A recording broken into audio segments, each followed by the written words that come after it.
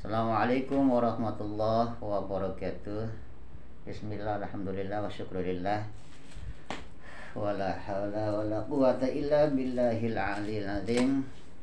Qala a'udzu billahi minasyaitonir rajim. Rabbi shrah li sadri wa yassir li amri wa ahlul 'uqdatam bil lisani yafqahu qawli.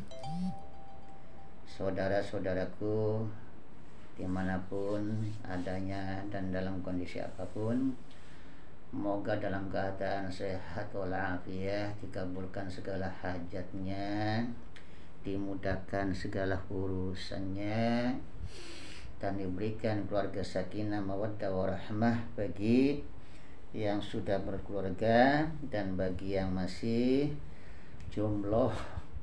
Mudah-mudahan ya Allah berikanlah pasangan yang sesuai harapannya, amin ya rabbal alamin. Terima kasih kepada saudara-saudaraku yang berkenan subscribe channel Kroco yang kecil ini. Tetapi saya selalu berharap mudah-mudahan saja ada manfaatnya bagi diri saya sendiri dan bagi saudara-saudara dan bagi juga yang lainnya. Silakan apabila channel ini ada hal-hal yang kurang berkenan atau tidak ada manfaat, maka monggo tinggalkan saja. Terima kasih segala kebaikannya, saudara-saudaraku sekalian yang dimuliakan Allah. Tadinya saya kira dengan adanya tesis Haji Imaduddin itu akan ada secepatnya tanggapan positif, tanggapan yang jujur, tanggapan yang ikhlas, tanggapan yang mengedepankan kepentingan umat dari pihak-pihak yang terkait, para habaib atau pihak yang ada di bawah naungan Rabithah Alawiyah, atau langsung ditanggapi oleh pimpinannya yaitu Habib Taufik Assegaf. Tetapi kenyataan yang kita lihat sekarang ini tidaklah seperti harapan kita semua. Bahkan yang muncul ini rameknya adalah narasi-narasi dan framing-framing, baik itu dari Ketua Rabithah Pak Taufik Assegaf maupun Habib atau oknum Habib-Habib yang lain. Dari penghinaan kepada para ulama Kiai Nusantara sampai fitnaan, yang semuanya itu agar dirinya tetap untuk diakui sebagai seorang Habib, seorang zuriyah atau cucu Kanjeng Nabi Muhammad, atau selalu diakui sebagai ahlul baitnya Kanjeng Nabi, dan selalu untuk dimuliakan, diikuti, ya, dicinta, ya, dan diharapkan untuk muhibbin. Janganlah adanya tesis ini terpengaruh kemudian menjauhi mereka. Di mana-mana para oknum itu berceramah, yang ramai adalah bukan, ya, kemudian secara ikhlas ridha menyampaikan tanggapan Kiai Haji Imaduddin tesisnya secara langsung, tetapi di belakang meramaikan dirinya sendiri dan meyakinkan muhibbin untuk selalu dalam memuliakan diri, mengakui diri sebagai zuriyah Kanjeng Nabi. Dan saya perhatikan hampir-hampir para oknum itu yang ceramah dan membuat narasi atau framing-framing yang saya kira nggak elok itu, tidak ada oknum Habib itu yang mengakui bahwa di Nusantara ini juga banyak zuriyah Kanjeng Nabi yang tidak bergelar Habib, tapi bergelar Sayyid, Syarif, Tubagus, Ajengan, bahkan boleh jadi juga yang tanpa gelar. Ini banyak sekali. Tetapi para zuriyah Nusantara ini tidaklah seperti oknum-oknum Habib yang sekarang ini di mana-mana menebarkan narasi dan framingnya untuk mencari pengakuan. Ini kesan yang kita ambil, yang kita perhatikan ya di saat-saat mereka ceramah. Bahkan sampai ada yang memberikan ancaman kepada umat, ya terjadi kualat, terjadi tidak mendapatkan syafaat, su'ul khotimah, dan neraka jahanam bagi yang berseberangan pun, apalagi bagi yang membencinya. Demikianlah ya yang terjadi, malah bukan meredahnya persoalan, akan tetapi malah persoalan makin riuh ya, bertambah riuh. Yang tak habis pikir seperti Habib Taufik Assegaf ya, yang saya kira beliau ini sebagai pimpinan tentunya orang yang paling mulia, yang paling alim, yang paling bijak, yang paling zuriyah ya, mestinya adanya tesis itu ditanggapi dengan bijak,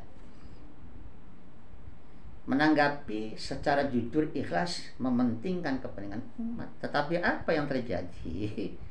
Malah bukannya langsung menanggapi tesis Haji Imad, malah dari apa yang disampaikan, yaitu merendahkan kiai, menganggapnya kerucu, merasa difitnah. Bahkan ya Allah, ini kesombongan, keangkuhan, kepongahan yang saya kira tanpa sadar atau sadar telah dipamerkan oleh pimpinan, Masya Allah, oleh Habib Assegaf ini. Tesis bukannya dilayani, ditanggapi secara ikhlas, jujur, mengedepankan kepentingan umat, malah diledek dan hina. Yang diumpamakan sebagai bau kentut lah, sebagai suara jangkrik lah, yang dikata bahwa tesisnya Kiai Haji Imaduddin itu seperti anak TK lah. Manalah bisa lah TK itu akan diskusi dengan profesor, enggak level itu. Ini semuanya ini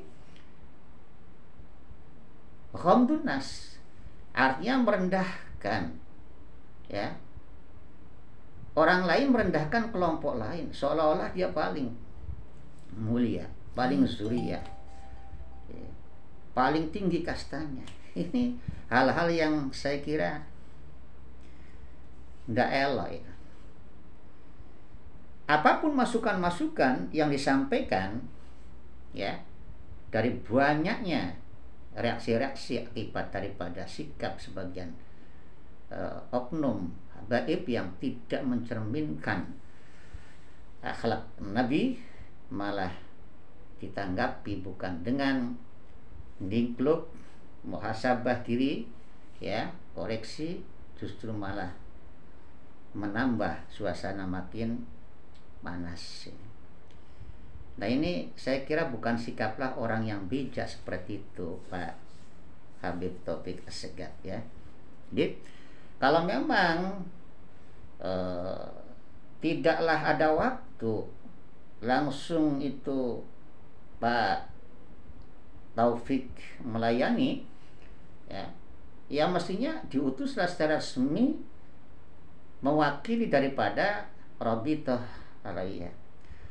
Mengapa? Ya karena tesis itu isinya itu bukanlah berarti Kiai Haji Imaduddin itu untuk Habib seluruh dunia atau untuk semua Habib. Saya kira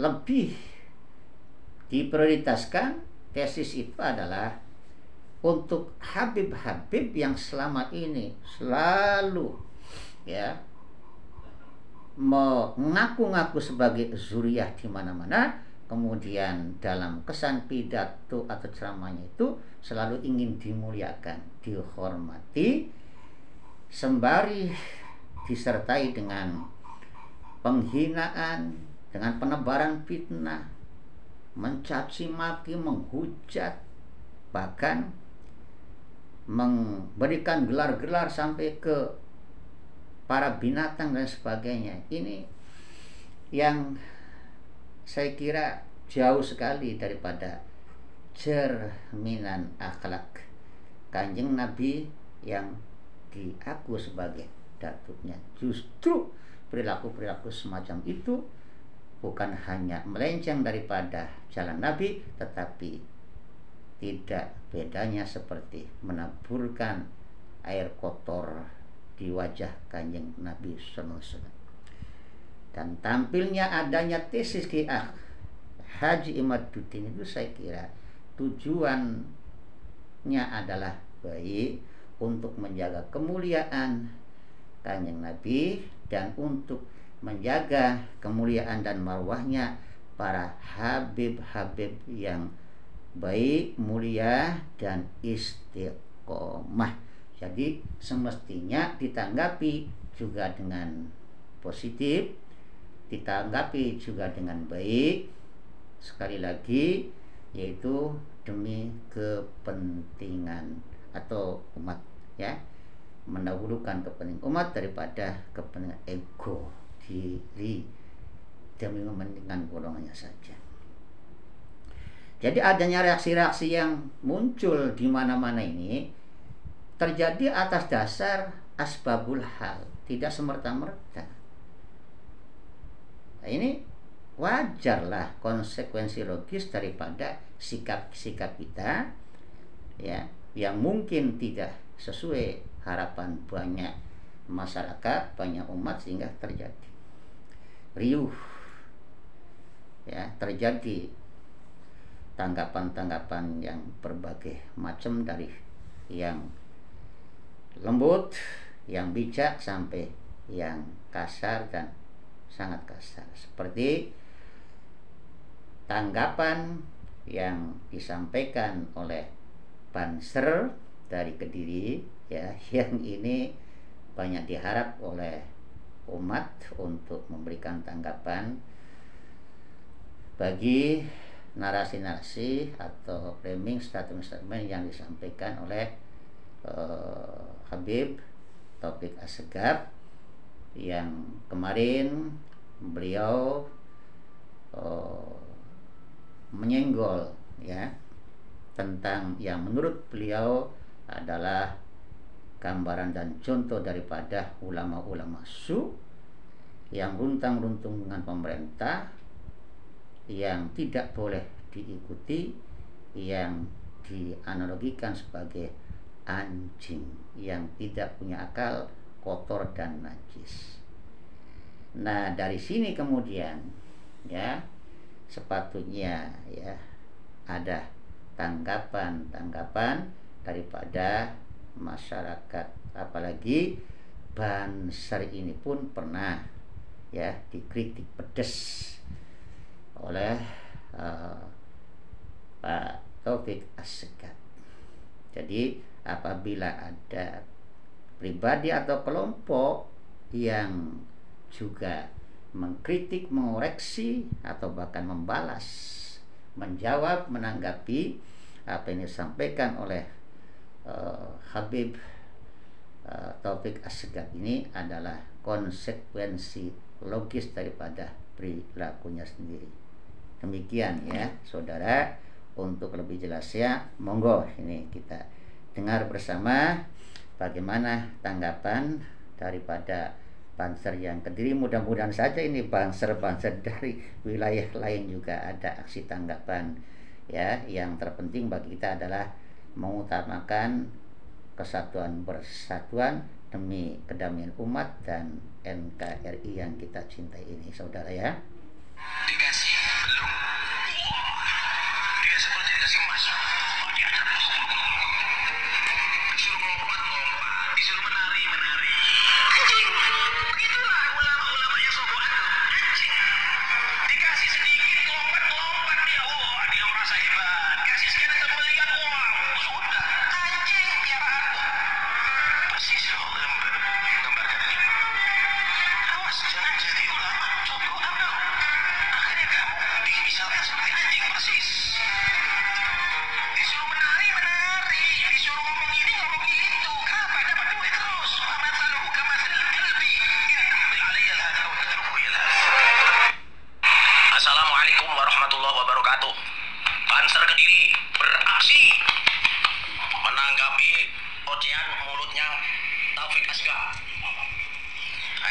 Asgaf, kalau sampean memang benar-benar orang yang berilmu, tolong dikoreksi mulut kamu cara bicara.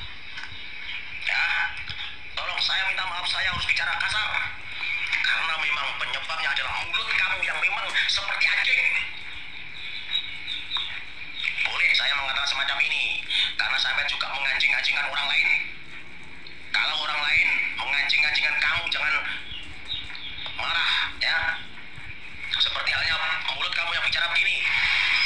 Ada ulama runtang-runtung dengan umaro, dekat-dekat dengan umaro, itu anjing piaraan.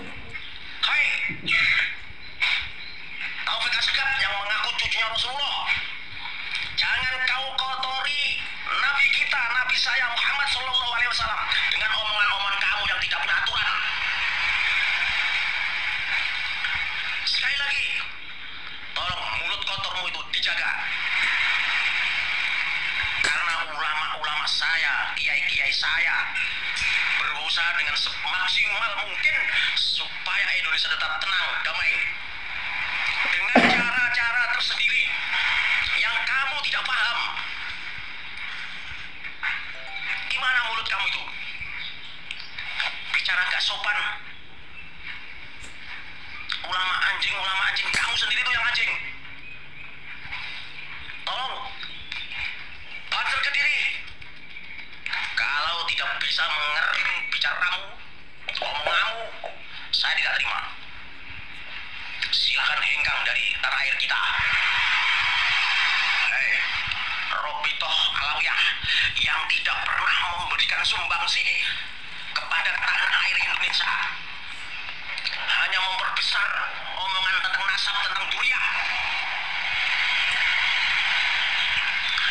Tolong, saya tidak percaya dengan omongan-omonganmu yang sangat kasar. Ketika ada orang yang bicara kasar, jangan salahkan orang lain membalasmu dengan omongan lebih kasar. Sekali lagi, banser ke diri.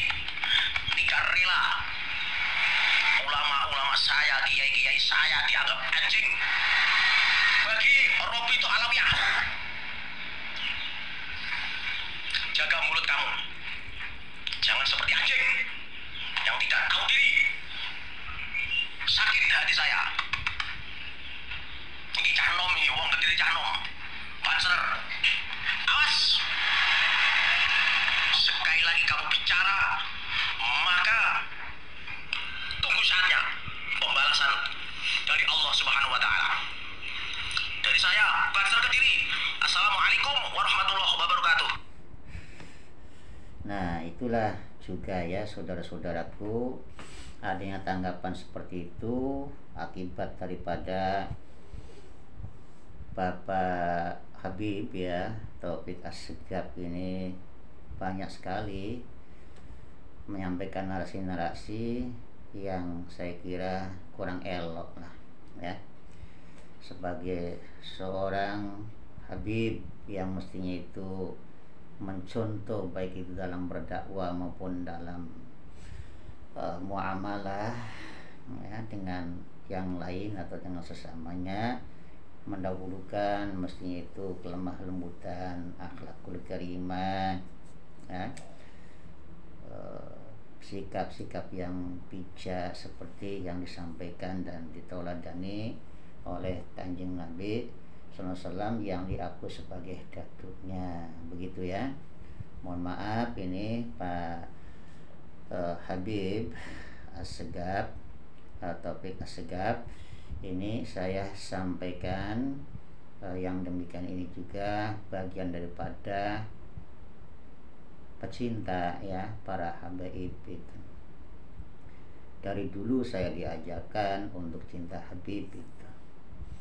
Nah, adapun munculnya atau reaksi-reaksi yang dilakukan oleh banyak umat ini termasuk saya, itu ada asbabul hal, dan inilah wujud rasa cinta, rasa memuliakan kami ya kepada